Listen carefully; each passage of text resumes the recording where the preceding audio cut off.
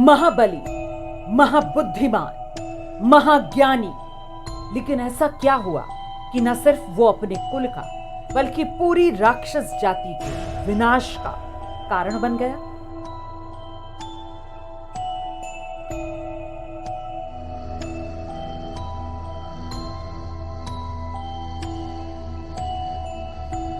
रावण के विनाश की ये कहानी शुरू होती है शूर्पणखा से।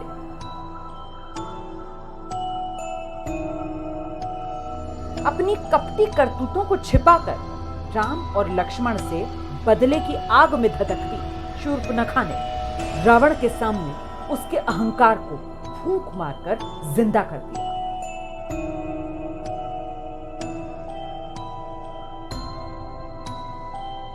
चापलूसी और चाटुकारिता से उसने कान ऐसे भरे कि बहन के मुंह से भरे रावण का न्याय, ज्ञान, सत्य सब पीछे छूट गया, मोह माया पर भर पड़ गया।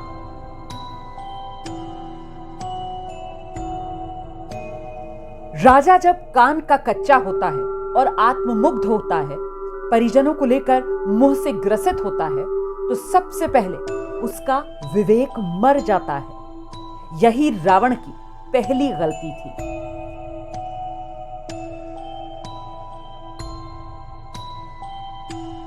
किसी ने क्या खूब कहा, जब नाश मनुज पर छाता है, पहले विवेक मर जाता है। यही वजह थी कि सीता को रावण जैसे महाबली ने छल कपट से चुरा लिया। ये रावण की दूसरी घनघोर गलती थी।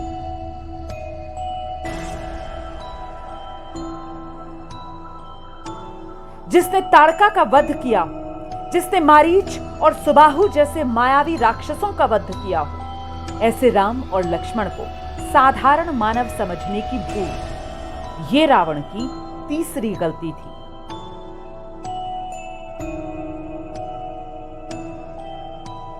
जिस दिन आपने शत्रु को छोटा समझ लिया, जान लीजिए आपने अपने पतन की कहानी लिख दी।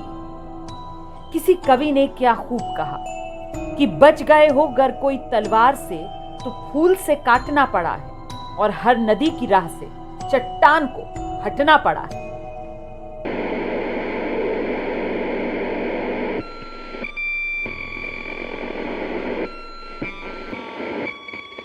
राम न्याय, सत्य, कर्तव्य और अधिकार के वेग में बहती हुई वो नदी थे जिसमें रावण नाम का रोड़ा स्वयं सामने आ गया था, और ऐसे में तो उसे मिटना ही था।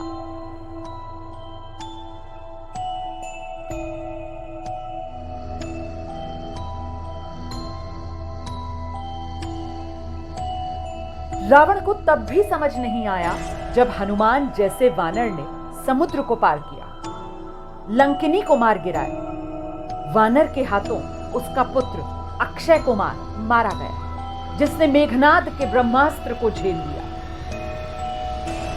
जिसने अपनी पूंछ से पूरी लंका को राख कर दिया।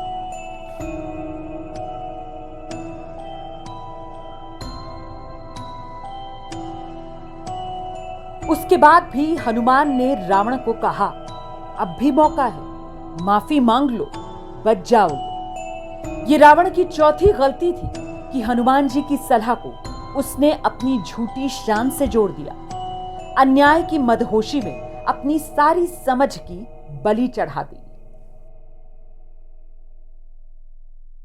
गलतियों का सिलसिला शुरू हुआ तो ज्ञान से भरी रावण की वृत्ति, जिसे सत्य के विश्लेषण और तुलन का संपूर्ण ज्ञान था, वो भी सुप्त पड़ गई। और यहीं पर रावण ने कर दी सबसे बड़ी और पांचवी गलती।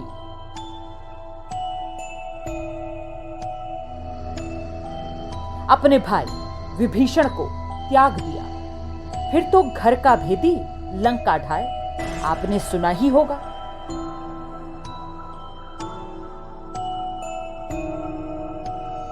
वृत्ति ने साथ छोड़ा तो रावण का चित्त भी चोर हो गया, यानी सत्य को जानकर भी उसे अनसुना करना।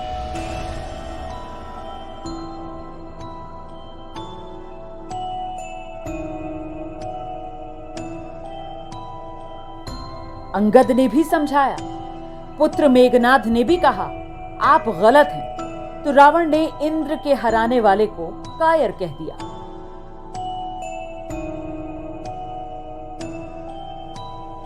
ये रावण की छठी गलती थी कि उसने अपने लोभ में लंका के स्वर्णिम भविष्य को अपने हाथों ही मरवा दिया।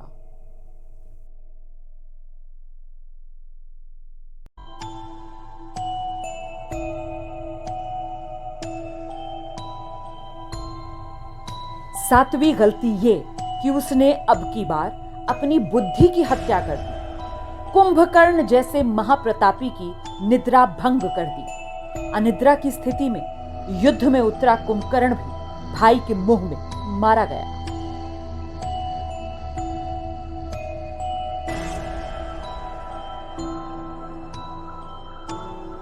मन, वृत्ति, चित्त, बुद्धि को नकार चुके रावण ने सबसे बड़ी और अंतिम गलती तब की जब उसने अपनी आत्मा को मार दिया।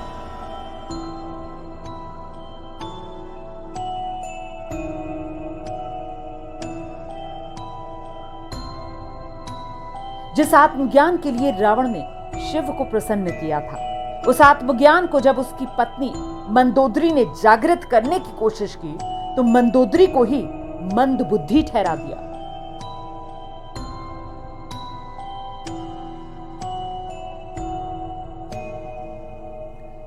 इस तरह एक अहंकार ने रावण के सारे तप को, सारे ज्ञान को नष्ट कर दिया।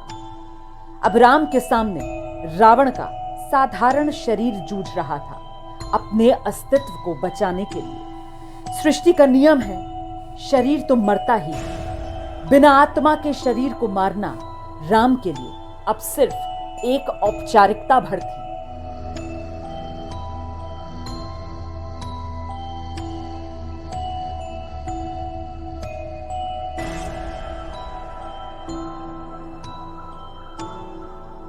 मॉरल ऑफ द स्टोरी ये है, आप जितने भी महाबली हो, महाबुद्धिमान हो, महाज्ञानी हो, उसे हमेशा हर पल प्रमाणित करते रहना पड़ता है, वो भी सिर झुकाकर। जिस दिन विद्या, विनय और विवेक का साथ छोड़ देती है और सिर अहंकार से ऊंचा होने लगता है, उसी दिन से सरतन से जुदा होने की भूमिका बनने लगती है।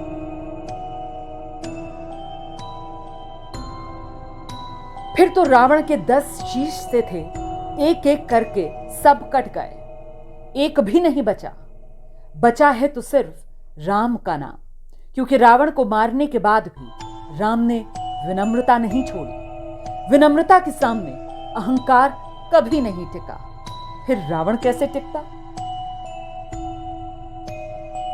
अगर आज की कहानी समझ ही गए तो जय सिया राम, वरना रावण तो आज भी आपदा में अवसर खोज ही रहा है।